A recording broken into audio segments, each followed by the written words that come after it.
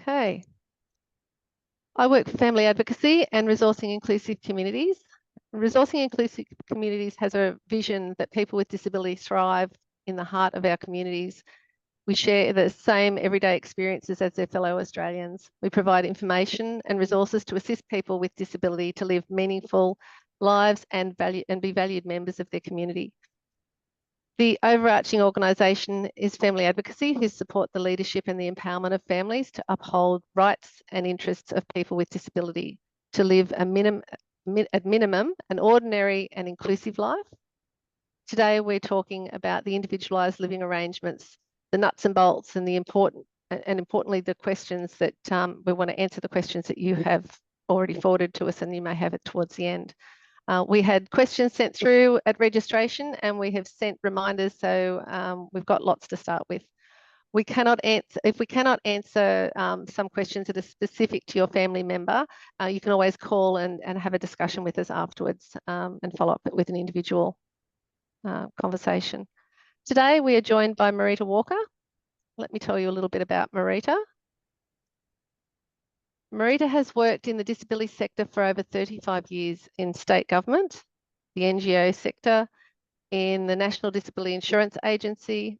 In all of these roles, she's been involved in the design, delivery, and policy development for individualised living arrangements. Marita also has personal experience as a guardian of a woman with a disability who moved from a group home to an individualised arrangement 13 years ago. And introducing Leighton. Leighton is a parent to Paul, who has complex support needs. He brings his passion for creating communities that value people with disabilities. And Leighton also sits on the NDIS Independent Advisory Council and Home and Living Reference Group. And let's hear about Karen Schwartz. Karen is a parent to Adam, who has been living in his own home for several years. With Adam's Circle, Karen created Adam Moves Out, a comprehensive resource where they share the thinking and the planning of Adam's moving out of home. And Linda Hughes, many of you know Linda from her work at Resourcing Inclusive Communities and as a coordinator of Individualised Living Project. She is a parent to Jacob, who lives in his own home and with his housemate Gavin.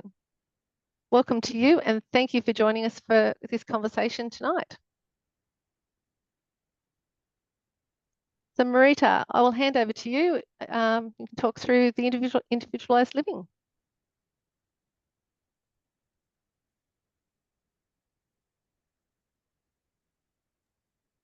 Thank you very much. So my brief tonight was to give you a bit of an overview, and that's really very much what it is.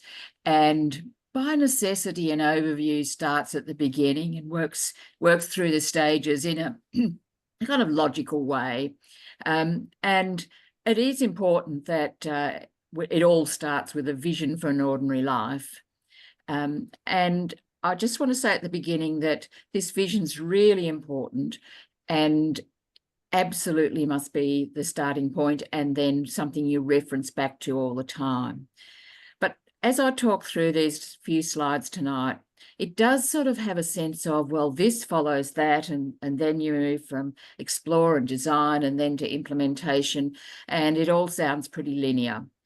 And I will go through the slides in that order, but I wanted to preface all of it by saying it's continuously, it's not as linear as that sounds, and that things go backwards and forwards and around and back to the start. And I always kind of think if you drew that, it'd be a scribbly mess rather than something that looks like do this and then do that. So I just want to preface all of this. I can see Leighton nodding when I'm saying this, because once you start on this journey, it doesn't ever feel like it's a step-by-step thing.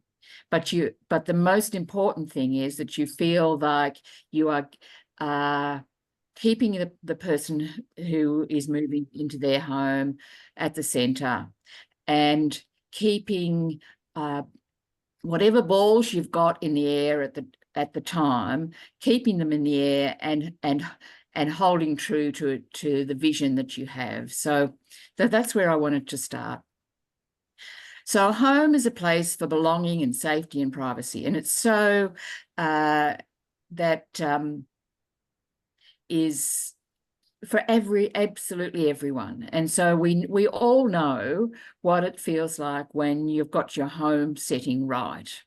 And so therefore everyone's can relate to what it is that people need when it's they have some particular extra challenges in their life about needing support to achieve this vision of home.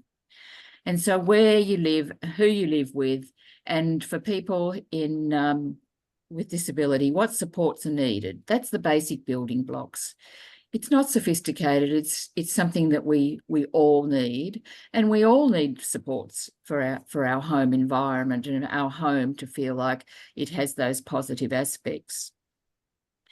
And there can be more players involved when you're planning and thinking about the future of a home for a person with disability.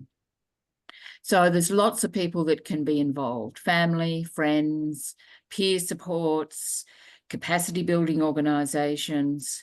In the world of NDIS, there's support coordinators and providers, and these are all people in the environment that can play a role to develop the vision, and then a more detailed description of what it is that you want this to look like, and how will that be meaningful for the person whose home it's going to be.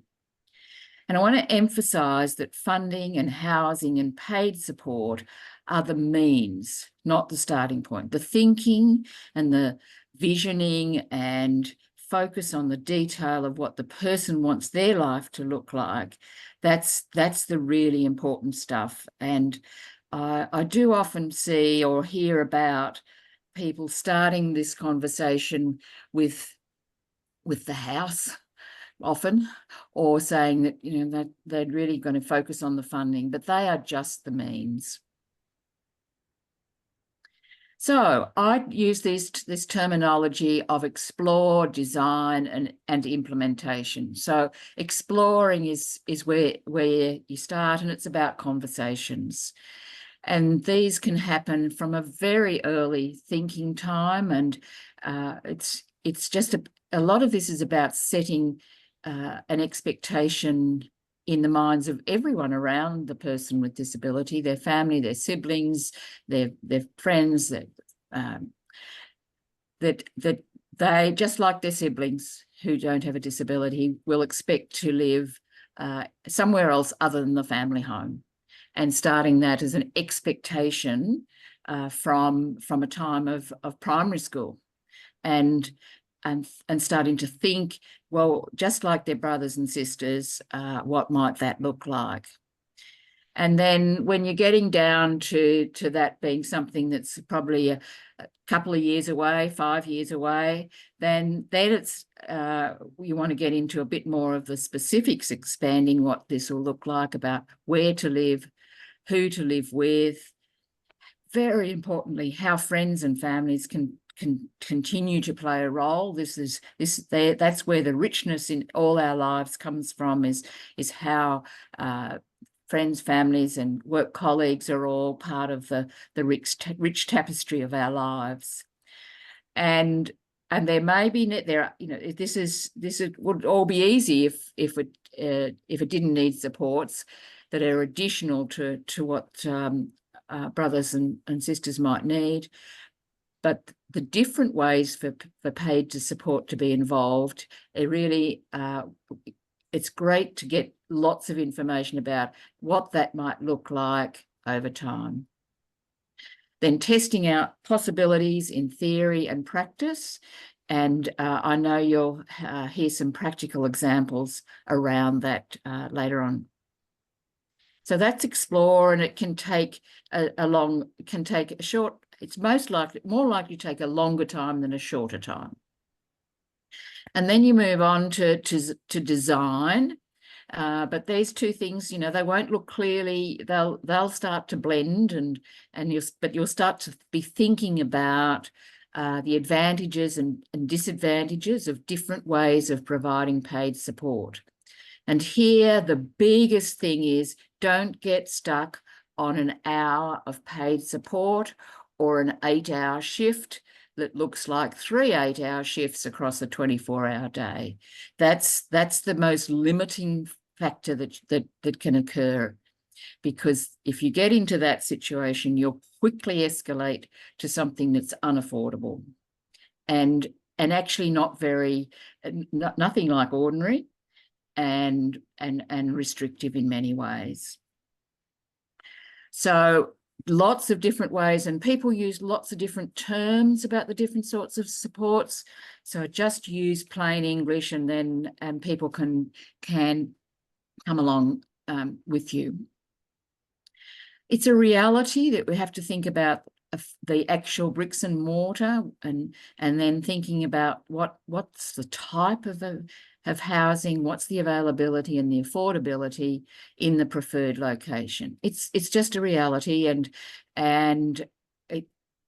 everyone knows we're in housing crisis, but it's still, you don't want to let that stop you, because we all need a home.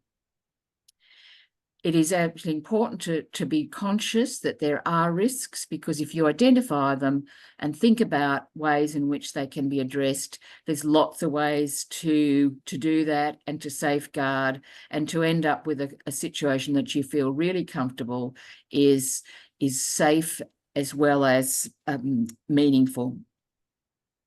And then you're moving on to sort of thinking about from consideration to design.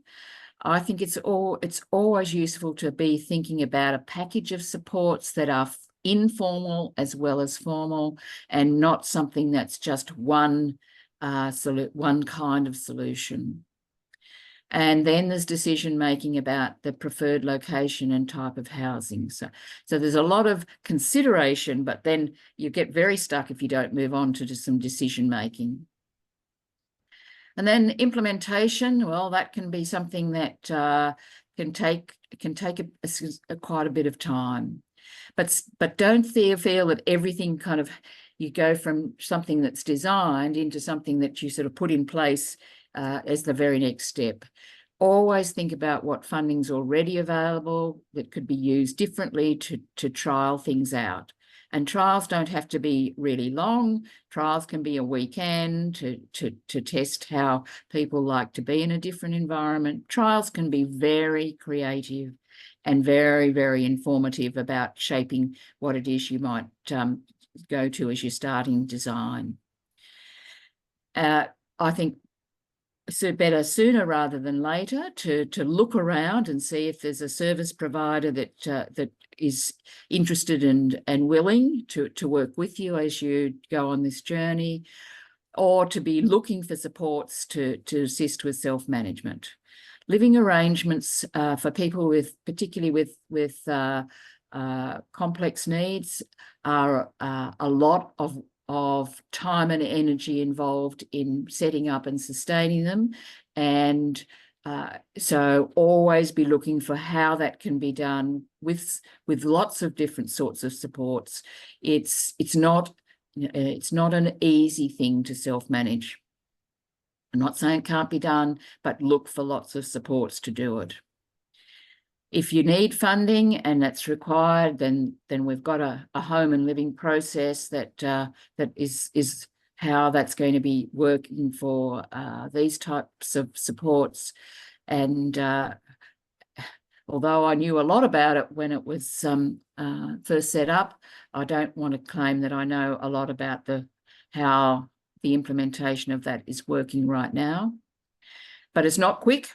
So my next point is continue trying things out, building skills and networks while you're waiting. So don't think, okay, well, I've done all this design, I've written it up in the best way I think I can, or I've got somebody who's done that for me and I've been involved, and now we can't do anything else until we find out about the funding.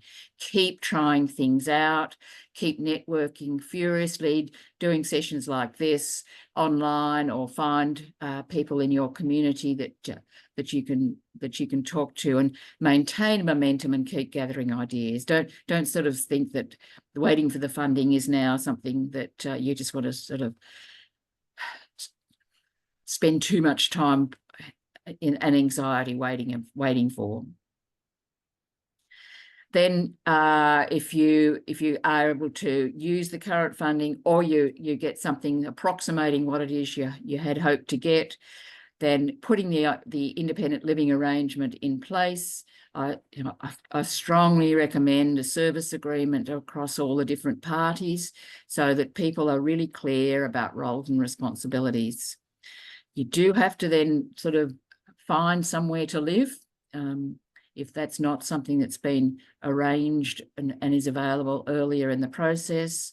And, don't underestimate that this is challenging, but it's amazing how when you keep putting out there what it is you want, that the universe can often deliver. You do, depending on what your design looks like, you then have to find the people to be housemates or hosts or mentors or other supports, unless they're coming from the person's current network, and that's always the first place to look for supports that in their own home. Then there's the induction and ongoing training and supervision of all the supports, and that's really incredibly important. And then you need to actually sort of do it, to think about it carefully. There might be a number of stages, and then there's the transition into the new living, to the home, which is the living arrangement. And then one of the most important things is that it's not set and forget. It's the next slide. So the really important thing that an arrangement's like all of us, we don't stay and have the same situation for the whole of our decades of after moving out of a family home. You always need to look at oversight and monitoring, and communication. There will be problem solving, there will be disputes. Nothing ever works perfectly, but if you set up the way in which people talk to each other, then you can take that as learning and tweak things along the way, or there may be needs at times to do a sort of big redesign. Of course, we're in an environment where the NDIS practice standards and the code of conduct are the framework for safety and compliance, and they need to be taken account of. And then, as I just mentioned, there may be some times where there's a big redesign that you need to do. Don't think that's a failure. It's just what we all do. We make big step changes in life as we progress through different sorts of homes in different places with different people that we share our homes with. So it's a living thing, and it starts with the vision, and then there's a good amount of stickability and persistence required after that. But the outcomes can be really, really positive. Thank you. Thank you, Marita. So now I'm going to hand over to Karen. Thank you, Karen. I'm unmuted. So, hello, everybody. I'm going to just read. I've written a few points so that I don't ramble on for too long. So my glasses will be looking down, and hopefully the reflection won't be in the screen, because glasses reflection is terrible. So I'll tell you the story of Adam's homes. Like Marita said, it's not a static story, and you need to change your outlook with different stages of life. So in that little photograph of Adam in the kitchen, that is Adam in his first home. So it must have been about 10 years ago that we started planning.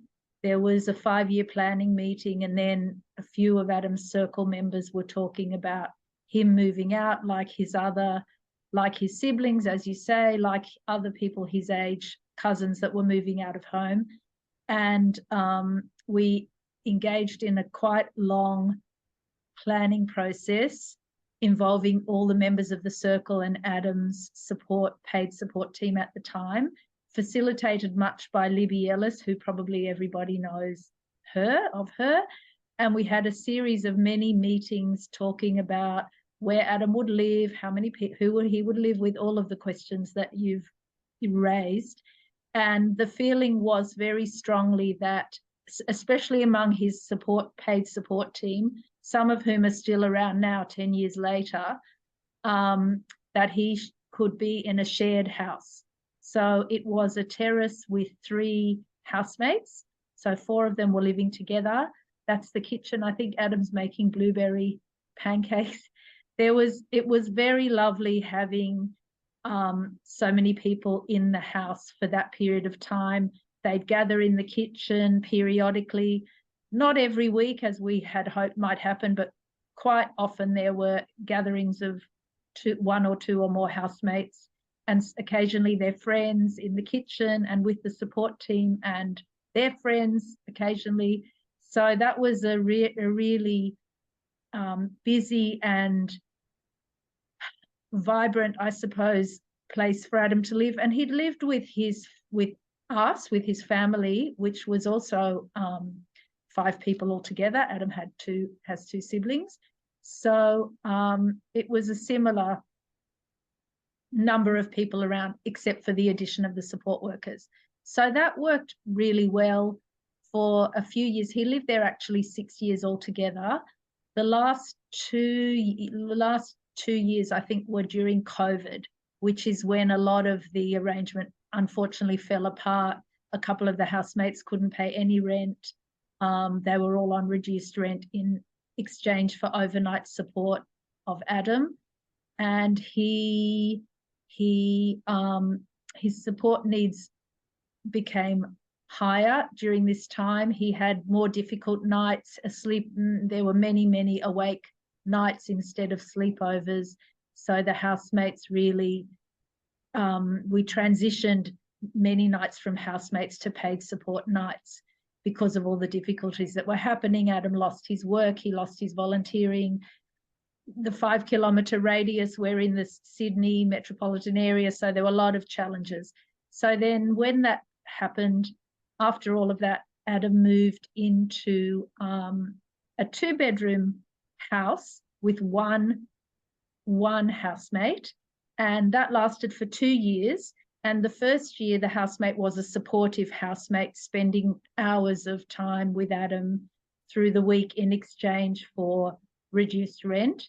And the second year of that arrangement, it was more a mentor type housemate, not someone who was one-to-one support of Adam, but he was doing jobs around the place and spending time as a friend.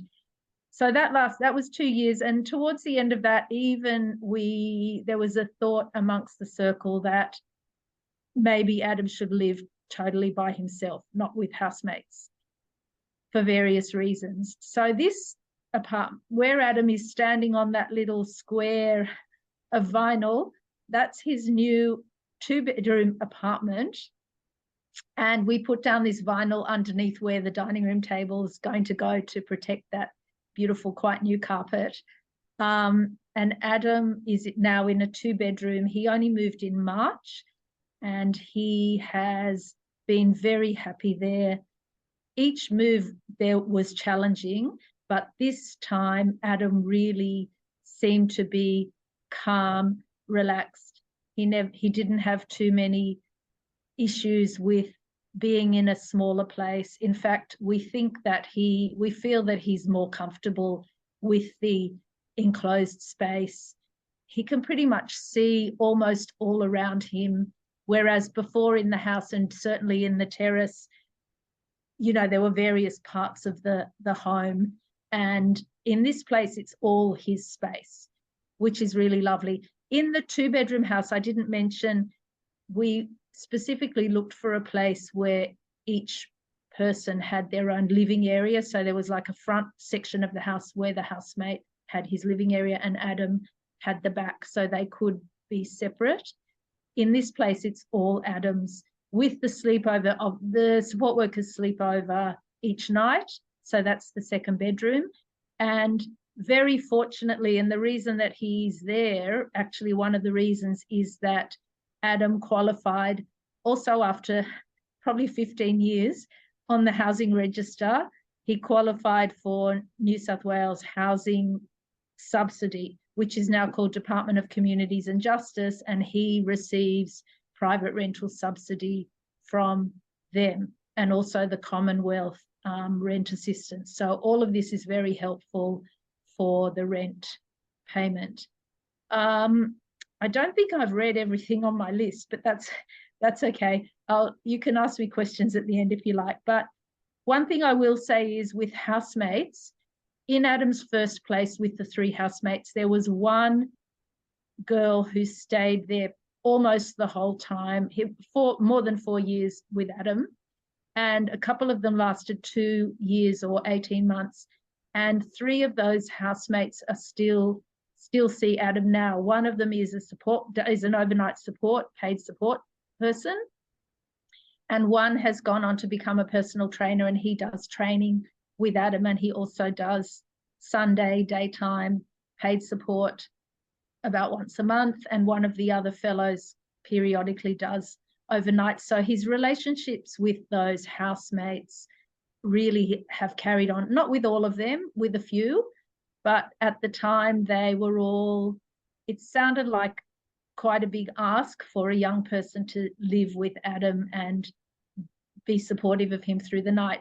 But we really found, amazingly, through flatmate finders and through networks, a bunch of young people who did that, and really Adam learned a lot from them. They learned a lot from Adam.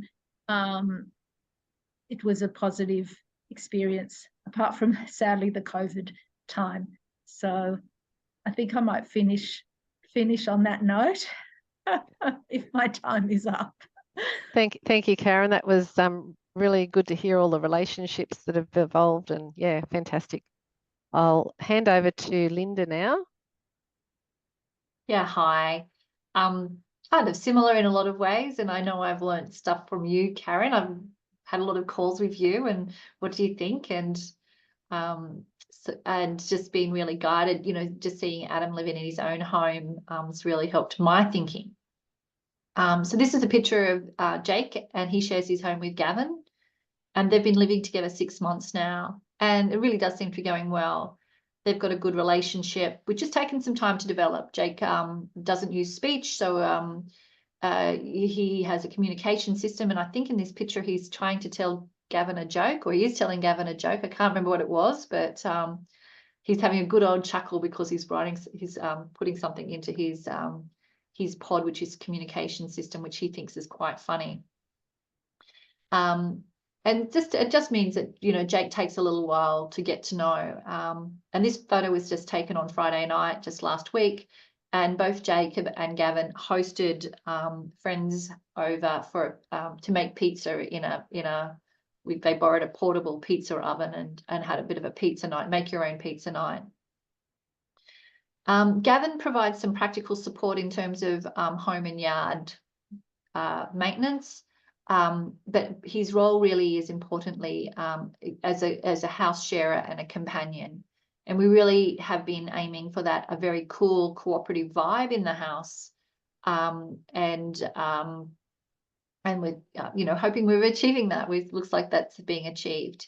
Jake has been living in his own home for 6 years, and he has shared with housemates previous to this. And I also agree with Karen that COVID really threw us a curly one, because curveball, because I hadn't planned for it. I don't think very many people had, but it really did make some of those things that we had going well for Jacob, the wheels came off.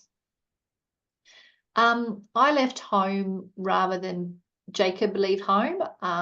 That made more sense because our family home is wheelchair accessible. So it's fully accessible for Jacob, and I can pretty much live anywhere. So it made more sense for me to leave home. And initially I lived in a house across the back fence. I rented that, and then more recently I bought an apartment up the street. So I'm very close to Jacob, and my house is accessible for Jacob to get into, but he couldn't really stay here. So it does make a lot more sense for me to leave home. We knew that Jake was really ready to leave home when he was younger. I would go away and I'd see on Facebook that Jake's doing these interesting things. He's going to see bands in the evening. He's going to art gallery, exhibition openings, and doing much more fun things than he was when I was at home sitting on the sofa with Jacob. So in the evening, I tended to support Jake, and nothing much happened because I couldn't be bothered. But with support and also enlisting friends. I know there was once I was away and there's a Facebook picture and there's pictures. Jacob's having a gathering of people, which has been organised by his support team, but also by family and some of his friends and etc. And Jacob has a circle of support, which Karen mentioned as well around Adam. And a circle of support it's an informal gathering of people around Jacob who really have his best interests at heart and help with Jacob making decisions about how his life should be. And in particular, they've been really instrumental in thinking about Jacob's living arrangement and really kind of understanding what will work for Jacob. So it's sort of probably started off a little bit more with my ideas, and now it's much more Jacob and his circle taking the lead. There's a bit of a subcommittee that was formed to help Jacob find a housemate. And after his first two housemates came through the networks, but the second, this housemate, the third, Gavin, we advertised, or Jacob advertised on flatmates.com. And there was a process. There was definitely a process to get to know Gavin, to make sure he was the right person for Jacob. And to be honest, I had very little to do with that process. That process was done with Jacob and his circle of support. And I think it's really important because the person I might choose for Jacob is not going to be the person Jacob would choose for Jacob. So it was really important to have that circle involved. We have, as I said, I live really close by. I visit Jake most days. He also not only got the house, but he got the really good coffee machine, which means I have to pop down and get coffee. His grandma lives around the corner as well. She pops in most days as well. And then he's just got other family and friends who pop in regularly, as well as being supported to catch up with people. So one of the important roles that his support team have is, ensuring that Jacob's keeping in touch and catching up with the people that he knows and cares about. So I'll just leave it at that. Oops, there's slides over there. I'll leave it at that and pass over to Leighton. And oh, sorry, Joe, you can do that. I'll hand over to Leighton. Thank you, Linda. And Leighton, I'm going to just get this video ready. Thanks, Linda. Thanks, Joe. So while Linda's getting that ready, so Paul has been living out of home for 14 years. And a couple of years ago, he did his own video with WA's Individualised Services and the Lives We Lead story on home life. And so I'm going to kind of kick off with his video and let him speak in his own words first up. Let me know when that's ready to go, Linda.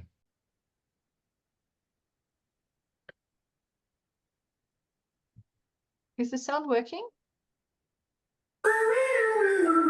Yes.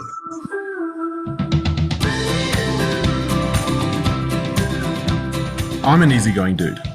I live in the moment. I live with a housemate. It's a chill place.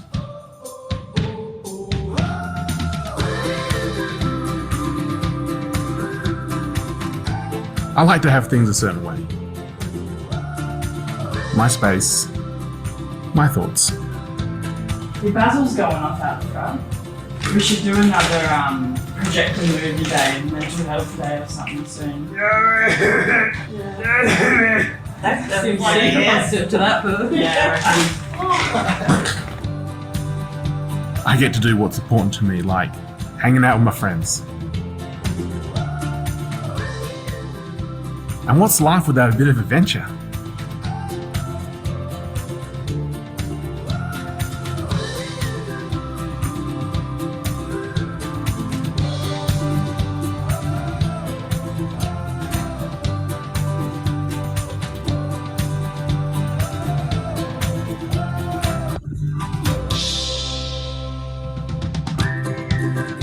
I love the Freo life. Nature, cafes, nightlife, and the music scene.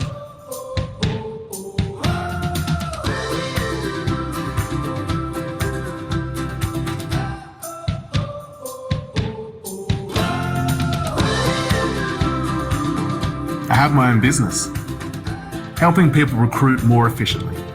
I like to help others.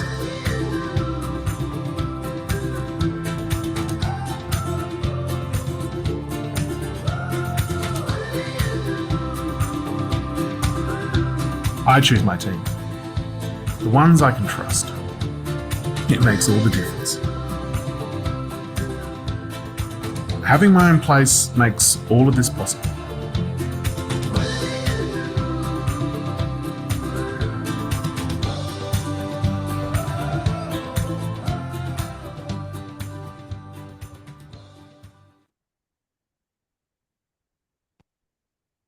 Thanks, Linda. Yes, it's good to see some familiar faces in the crowd here, and good to be able to share a few more thoughts. Just picking up on some of what Marita said, and I guess going back to the vision idea, I guess from when Paul was a teenager onwards, we had the vision and the idea that he, like his younger siblings, would move out of home as a young adult.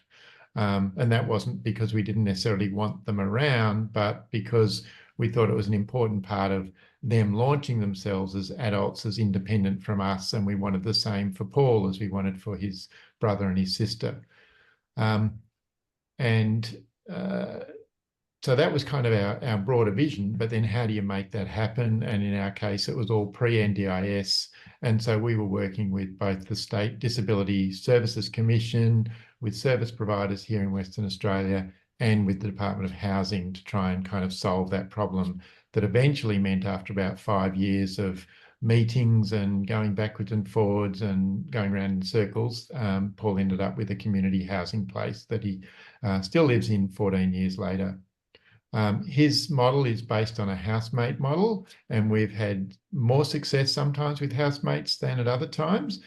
But I think in hindsight, it was very important in the first housemate was actually a really good housemate, and certainly at the initial stages. And Marita, you mentioned about, putting these things out to the universe, and it's interesting to see what the universe delivers, because we honestly, as parents, couldn't conceive how it would work for Paul to be supported in a model where he had a housemate living with him. And suddenly we find a person who's lived with someone with disability before, who lives in the same suburb as him, who loves that suburb, who's ending their tenancy where they are, they need somewhere else to live. It kind of all came together, and they moved in and provided some of that initial support. I think ongoingly from there, so after that housemate, we've had probably less success with some of the other housemates. And some of that has been about the ways that we have framed it up and the ways we've recruited housemates. So as parents, we've tried to get out of the way as well. But support workers, who've often been the ones doing some of that supporting of Paul, have gone, well, people are interested in a place to live. That's what they want to see is first, what's the room? And so there's been too much focus on the real estate and not enough. And so then we talk about the support model we've got in mind, and people have come in and said, yes, I can do that. Yes, that'll be great. And then they underdeliver again and again. So that's been part of our learning that we've still learning about and will do very differently. And Linda, I'm very interested in what you did with Jake this last time round, and very keen that if we end up in that situation again, we would probably learn from you and do something different along those lines. I know one of the questions that was sent through beforehand was about my son is too comfortable at home and doesn't want to move out of home. So what's the best approach here, or how do you get started? And Linda, I love your example of the parents move out of home. I've heard other people who've done that. The parents move out of home is one way of doing it.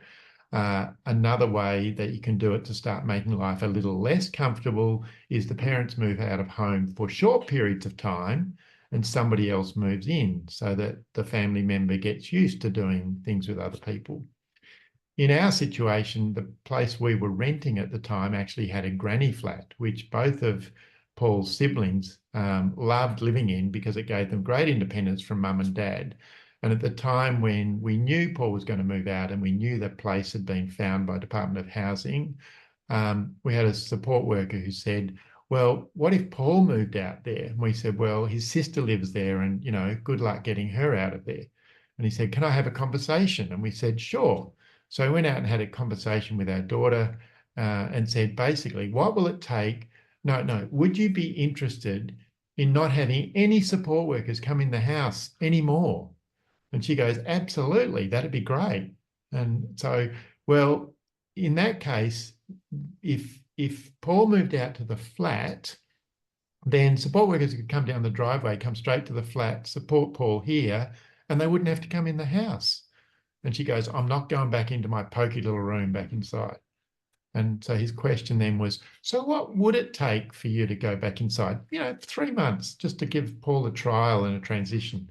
And she said, I want the lounge room. So he came back and negotiated that with us. So she got the lounge room for 3 months to live in. We did without a lounge for 3 months. And Paul got that independence, which was a really important scaffolding step. So that when he finally moved out of home, Jenny's idea, my wife, had been he would move out of home 1 night a week and then maybe 2 nights a week a couple of weeks later. Nah, he made the decision really clearly the first night he stayed there that he wasn't coming home, and he hardly even visited us for the next 6 weeks. So, he was ready for it because of that scaffolding we were able to do. So you may not have a granny flat, but it's quite possible that someone in your network will know someone who may have a granny flat and might be open to looking at ways of, supporting somebody to have a go in this transition phase to do things. So they're kind of our ideas. The last point I just want to add is that it's really important as parents to know we've got our own journey with this as well. With all of us as our children age and become young adults, there's the letting go journey of all children.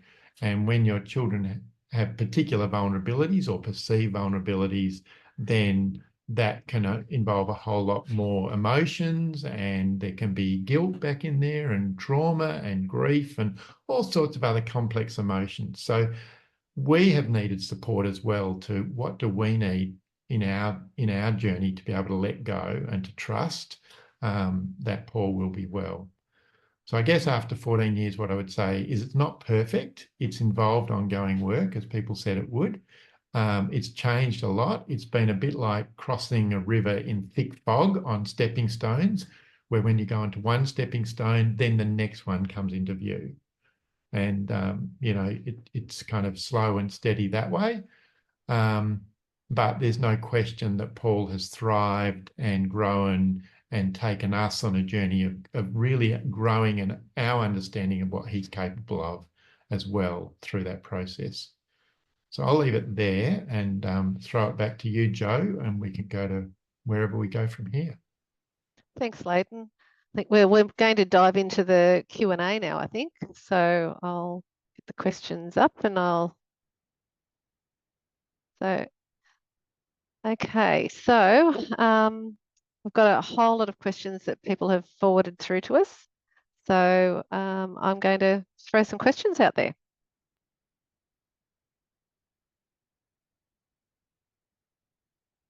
Okay, so the first question is, what is the difference between SIL, individualised living options, which is ILO, and SIL being supported independent living? So what's the difference between supported independent living, individualised living options, and individualised living arrangements? Marita or Leighton, would you like to answer that one? I'm happy to have a go, Marita. Do you want Yeah, to? no, I'm pretty practiced at this one. We use the term individualised living arrangements to be the umbrella term for whatever it looks like for whatever person and whatever their level of disability, whatever their support needs are. That's it's focused on the individual. It's just an arrangement.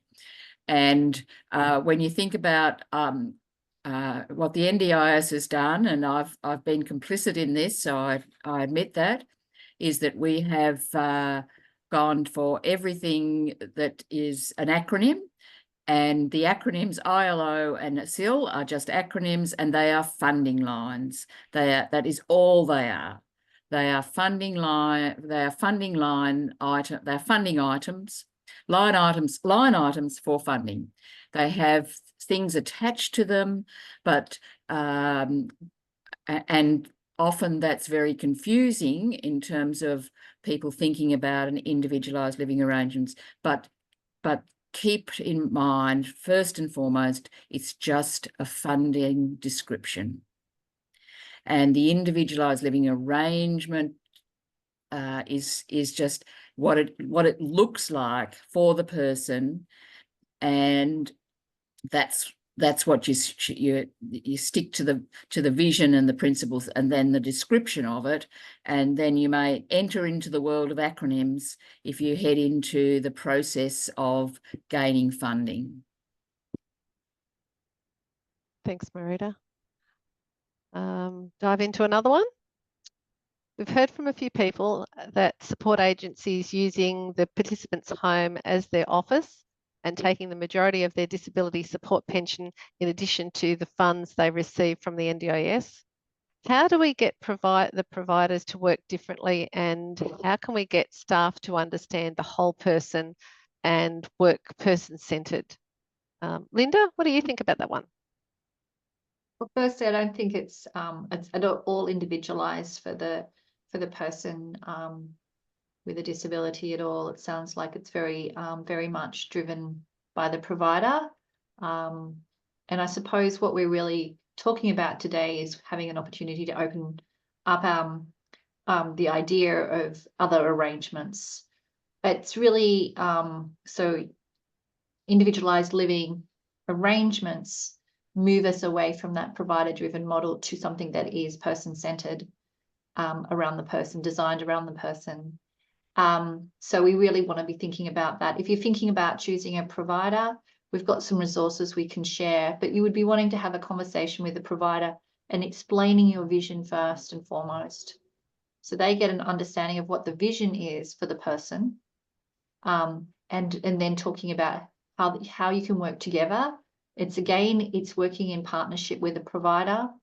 And I'd be really always saying, you know, as you work with providers, don't go for just the standard service agreement. Create your own service agreement with them. It could be called an addition. It could be called, a memorandum of understanding, but some other type of formal agreement that really outlines how you work together, and the roles and etc. Thank you, Linda. The next one is, who can live in an individualised living arrangement?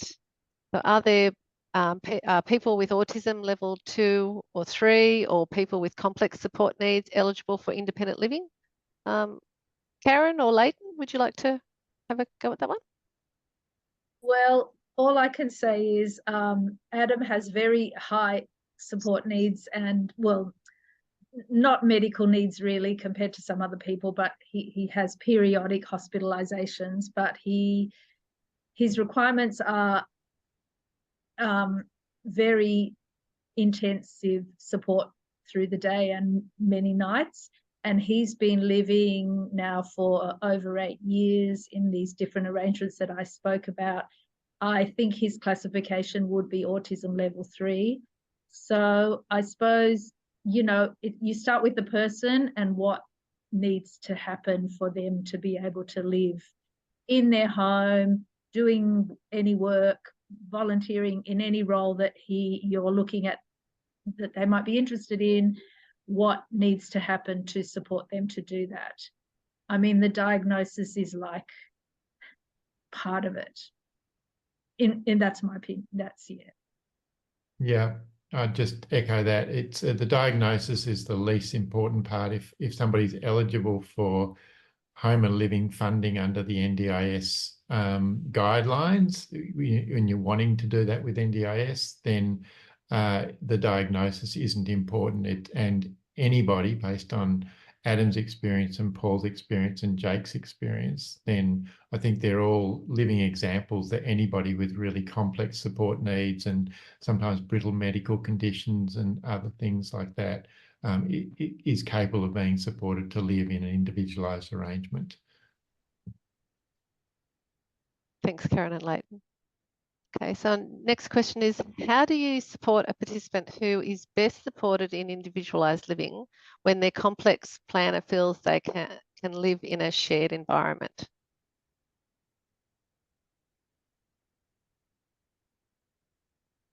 Who would like to have a go at that one? Anybody want to touch that? I'm happy I'm going to touch it. I'll go Good. out there. I think that we've got to be clever about how we think about the funding. But I also, you know, I think that the NDIA is going to be very reluctant to fund everybody 24/7. Yep. Round the clock. And we've got to think about doing things differently to make it work. And that's again, you know, it's also part of, I suppose, thinking more typically about life, you know, as well, so that people do have informal support in their life as well as paid support. But it's tricky. Marita, I'm going to pass it to you then. So I think the complex planner is just a planner. That they are not the person who is determining the model of support. They might have they have a role, but it's not a decision-making role about what does the person want in their life and what are the ways that their funding can be used to make that happen. So I think that's that's important to keep in mind. And going back, it's really saying again what Linda said is that, and what I hope I was clear about is that if your model of support looks like a roster, costs like a roster, and it's not, then it won't be affordable for 8 hours of 24-hour support 7 days a week. And that's where you're looking at different ways of providing the support, because you know, as Linda said, the scheme is not going to be affordable for everyone who thought that they'd like to live on their own, but yes, please, I want a 24-hour support. No, that's going to be on 3 8-hour shift rosters. So that's not an individualised living arrangement. And so in terms of going back to the question, it's a focus on what is it that the person, what their needs are, and what are a variety of ways other than just a rostered support that's shared with other people. What are the other ways in which that support can be designed for that person within the same kind of cost framework. And Thank you. just to kind of add in there quickly, Jo, as a parent, I would say to other people and family members, just bear in mind that even the term behaviour supports and people with behaviours of concern is a disability industry term. We don't apply that term to our federal politicians, no matter how appalling their behaviour is. And many other people. And I'll go on the record, and I'm quite public about that, because there are many other people who behave appallingly and nobody ever says they need a behaviour support plan, but some of them would clearly benefit from one.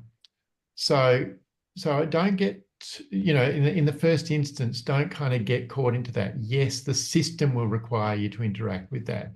But in Paul's system, we've learned that a lot of this is about learning about emotional and sensory regulation, which is something for all of us, and that there's ways to co-regulate, and that we can learn to support somebody when their behaviour gets a bit extreme by co-regulating with them. And there are people in the world who will live with someone who needs co-regulation from time to time. So it's not just because my son's behaviour is appalling, no one will ever live with him and I can't expect them to. Hold more hope than that. Thank you, Leighton. I couldn't agree more. Now, this is a little bit more about bricks and mortar. How do we find a home? Or let's actually, no, that's not necessarily bricks and mortar. So how do we find a home? Anyone want to jump in on that one? Where to start? It's about being clear about what you're looking for and where, but affordability is that's a reality for every person in Australia. And that's the same for people with disability, and because of the low rates of employment, the resources that they have make them more disadvantaged in terms of the affordability factor, and unless there's some kind of significant ongoing contribution that comes from family. So we can't run away from that reality, but at the same time, it's not to say nothing is possible.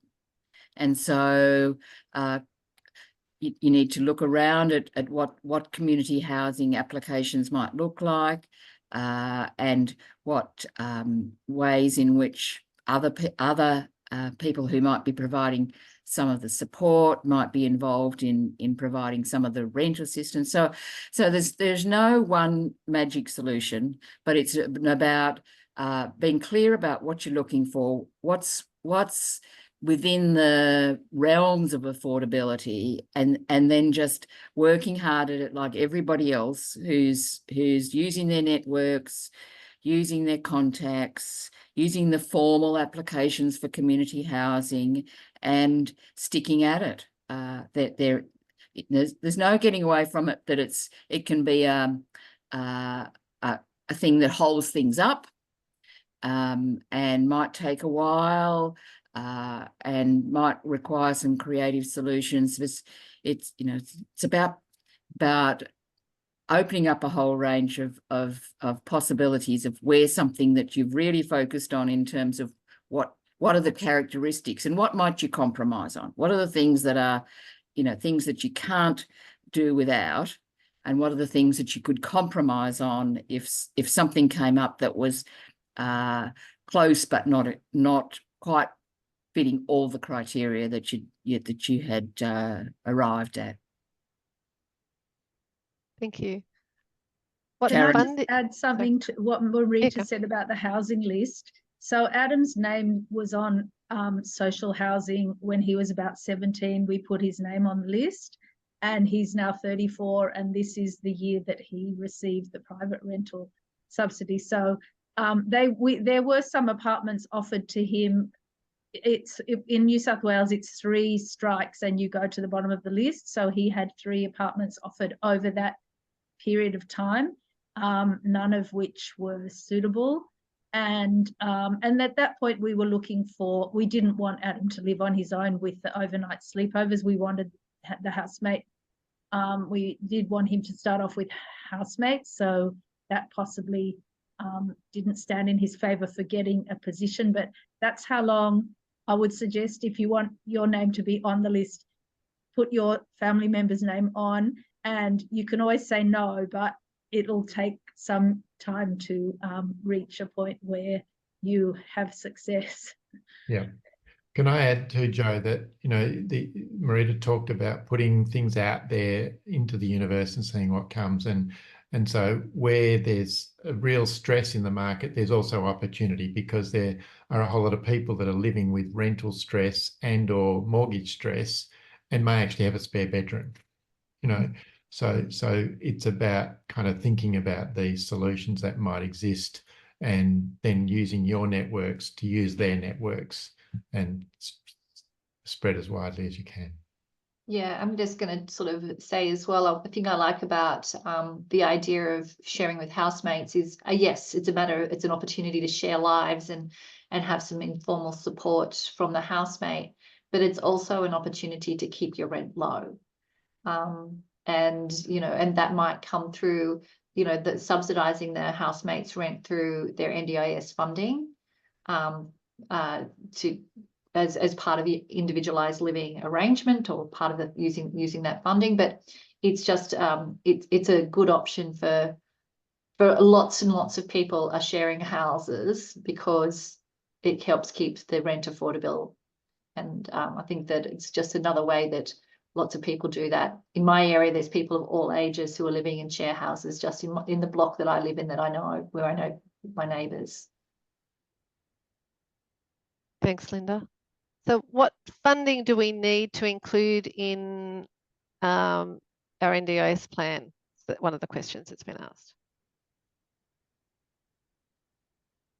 So anyone want to jump in on that? What sort of funding is that one for you, Marita? I would say it's a question that doesn't make, it goes back to my point at the beginning. Funding's not the starting point. Yep. So if you haven't got a vision, then the question is unanswerable. Thank you. Do you, next question, I'll move on to the next question. Do you have any ideas for funding a wheelchair accessible rental property in a chosen location? The feasibility of modifications to rental properties, for example, grab rails and bathrooms. Is that one for you, Marita? I can answer that. Do you want to answer that, Marita? No, I don't. Yeah. Okay. I think that again, it is sort of looking out there and looking fairly creatively. I think that's really useful, and it works better if you live in a sort of smaller location. But certainly getting to know your local real estate agents and the property managers. So if you're looking for a rental, have a chat to the property managers in your area, in the area that you're looking at, and explain what you're looking for.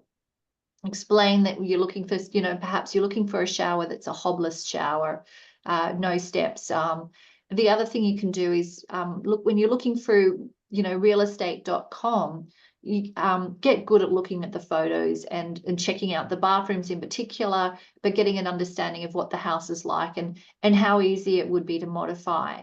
The NDIS can pay for modifications for rentals, and there is, I believe, an obligation on landlords to accept that, within certain parameters, but it's sort of, that it's discrimination to not allow a person living in the home or to moving into the home to have modifications. But I think it's really, and there was one more thing that I remembered, is that that when they did some research a few years ago around young people or people with disability moving from their family home into a home of their own, that about 50% of those people found the home through their network. So again, share your vision with lots of people.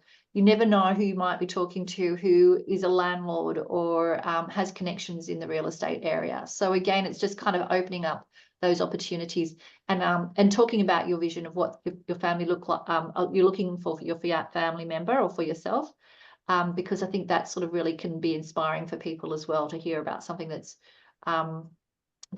good. And in addition to that, around questions about the home, can we obtain finance to buy a home? It's one of the questions.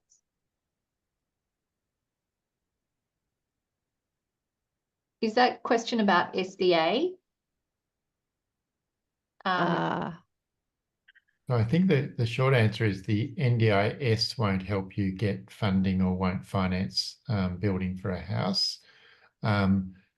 If you or your family member is eligible for specialist disability accommodation, which is a particular class of NDIS funding and means you meet particular criteria, then there are a whole lot of places that have property developers that have built SDA properties that people can move into. It is possible to kind of talk to a bank and work out whether you can get funding yourself through a bank to build that. As I am finding at the moment, it's a bit complicated. If you ask me again in 3 months' time, I hope I'll have a more definitive answer for you as to whether it can be done, but I'm hoping it can be done. But it's still very much operating as a private person, and it's not dependent or using NDIS funding. Thank you.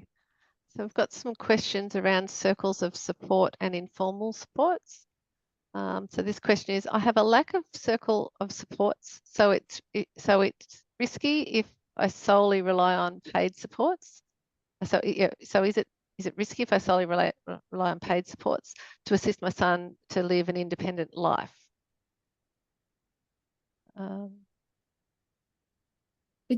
I'll start off. That's probably not the major determinant of risk. It's about all of those kind of steps and thinking through things and having a design. Because we don't say that only people who have good, rich networks and well-resourced middle-class families are the only people who can have individualised living arrangements. So it's not that people having having friends to start with is that's not something that we would ever want to say is a limiting factor to people having an individualised living arrangement. So don't let that be a thing that stops you thinking about it, but it does. It's part of what you want to be in part of your design is how do I have something that's designed with paid supports who will help my family member develop relationships in the community that will be informal supports that look out for him, care about him, and take note of what's happening for him. So it's part of the design and the development. It's not a criteria for starting. Yeah, I think I hear this quite often, that my son or daughter has got really significant disabilities and therefore it's really, they haven't got friends. And I always kind of go, well, I think about my son.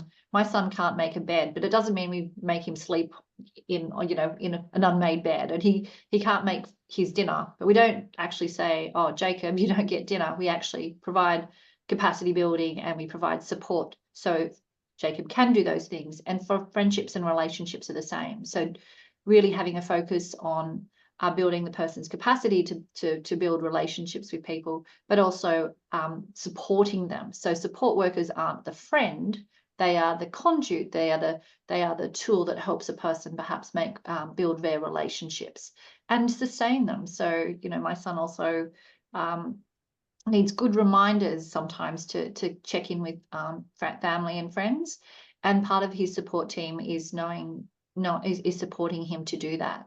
Or if Jacob's asking about somebody, that they support Jacob to send them a message or give them a call. That it's not just, oh, you're asking about Joe Blogs. Well, that's interesting. It's actually following through so that Jacob's becomes a part of that reciprocal relationship building. Yeah. Thanks, Linda. Sorry, go on, Leighton.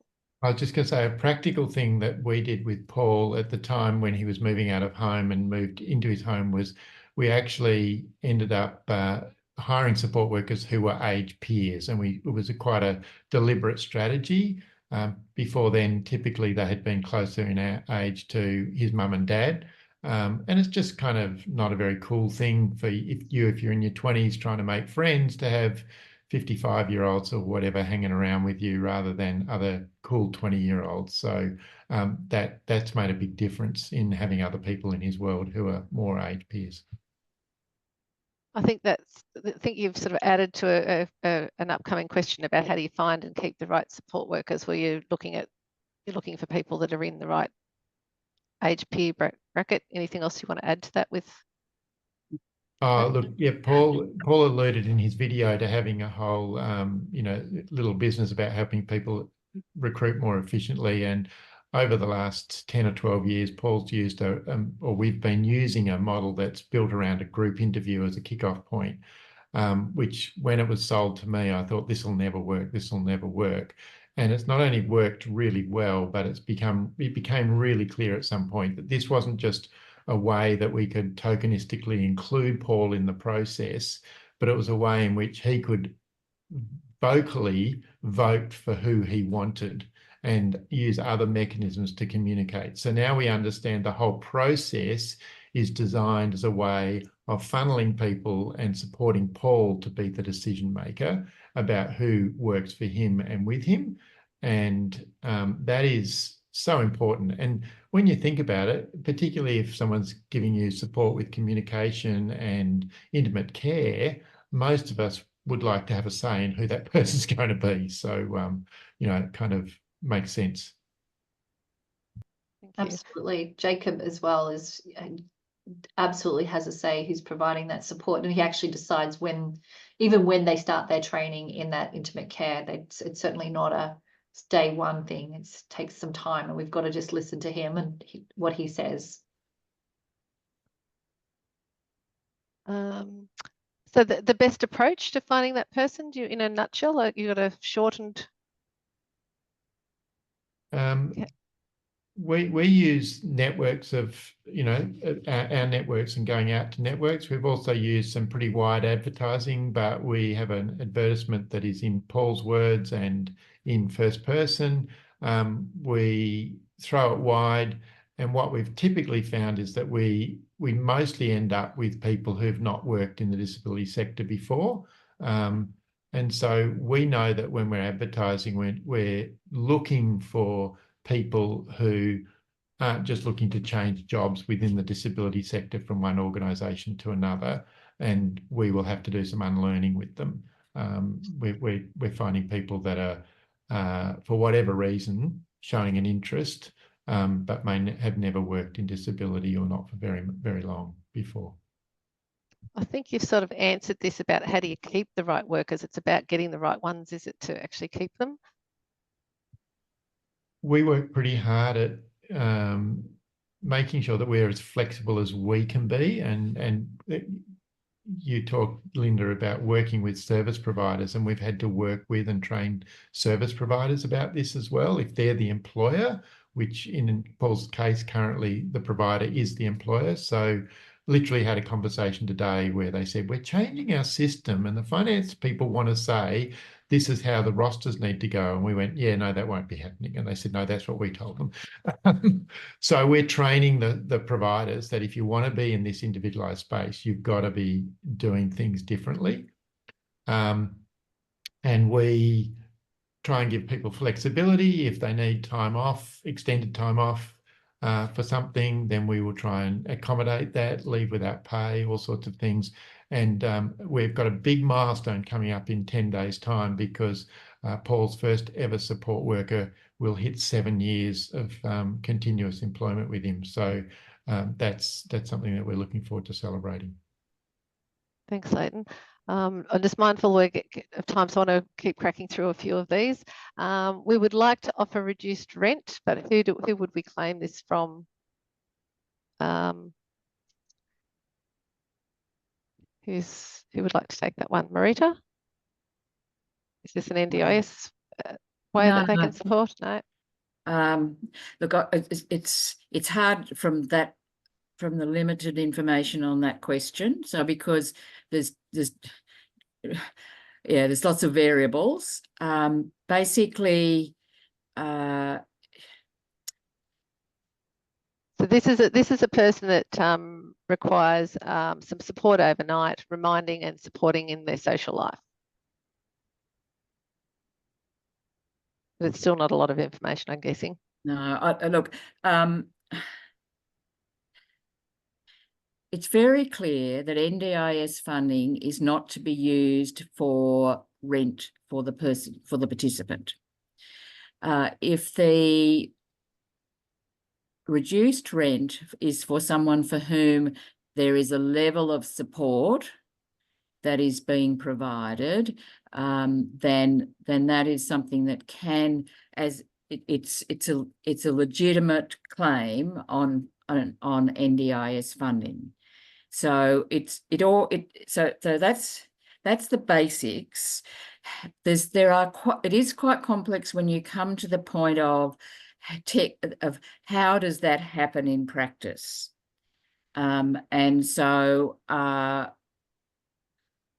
there are different ways that the different organisations and individuals have tackled that. So it sounds like a simple question. It's not quite as simple as it sounds. So that's why I'm sort of, there isn't one that I've tried to answer the question as if there is a component of the support needs of the person that are part of the package of support that's being provided by the person for whom there is a rent reduction, then it's a legitimate plan cost. I think that's the sort of principle that and I can see by nods from people, other people, that's the principle. And then the practice around it is quite dependent on the situation.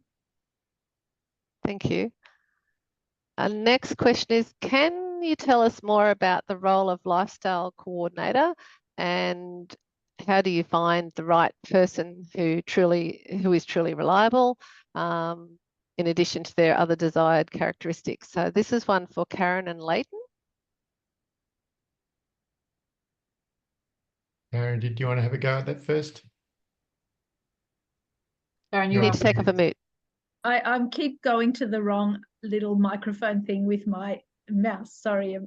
So Adam's had a few lifestyle coordinators, and what that person is actually one of the support team who is an elevated support worker. So it's not like a support coordinator or an administrative person. It's one of Adam's support workers who is doing coordination. So they're the ones in charge of the roster, and they're the ones who troubleshoot. If any support worker has an issue, they'll go to that person. So really, the great majority of the people that we've had in the past, except for a couple that were engaged through a service provider separately, they've been support workers of Adam's already, who then express interest in being able to do a bit of the admin part of the role. So they know him well already, they know what he needs in his life, and they mostly have been reasonably good at the interpersonal skill part of it with the other supporters, but that sometimes can be a downfall as well. Yep. I hope I've answered the question. Yeah, we think of it as like a key worker is another phrase that a lot of organisations might use, or people might use. Somebody it's definitely got the support worker role, but is doing more. In Paul's case, what we're looking for from that person is somebody who can do some of the interface between the support team and the provider to make sure that the rostering gets done and that people get paid on time, and that they're the troubleshooting person. And also we want them to be the person that keeps the support team focused on what is the main game here? What are the main things that are part of Paul's vision now that we want the paid team to keep focus on? And then the third element is about the interface with mum and dad, with a circle or a microboard if there's, and broader group of friends if they're in the picture as well. But you can craft the details of that to suit yourself. Thanks, Leighton. We'll have to wind up shortly. I'm just going to throw one last one out there. How do you achieve a balance of roles, responsibilities, or duties? I think this is about the housemate agreement. Linda, Karen, Leighton? Yeah. So it's about this question is about a housemate agreement. What could that look like to get that balance of roles? I think it's really, I mean, again, it comes down to how you've designed the support and how the person's support needs are met. So, I mean, it's like a fingerprint. There's no one way of doing it. So, I mean, I think that when we're thinking about a housemate they're not a support worker, they're not a mum, they are a housemate, primarily a housemate. So their role is to get along with the person and share lives. That's what we think about it, as the housemate's role primarily is to, bring social life and shared lives to Jacob's life and his home.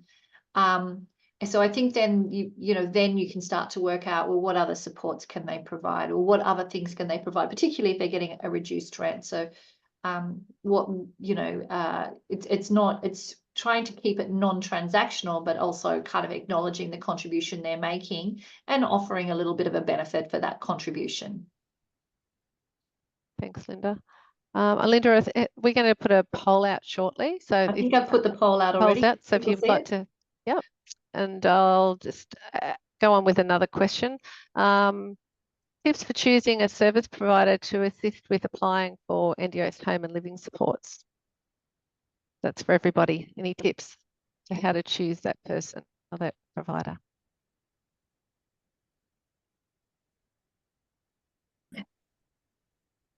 I guess for us, the thing that we've looked for is we've got a clear vision, as other people have said, and then talking to them about what that vision is and getting a pretty good read on whether they're willing to play ball and learn from us. I guess we've established a long enough track record now that I'm very upfront and saying, if you work with us, then you will learn and you will adapt and you will become a better provider if you want to be. So I sell it to them as a reciprocal benefit. And if they're not seeing it that way and they're not willing to listen to us, then it becomes apparent fairly quickly and we'll move on to someone else. Thanks, Leighton. Now, our son is about to move out into his own home in 2 months and would love to hear what information people included when advertising for a flatmate. We plan to offer reduced rent in lieu of some assistance.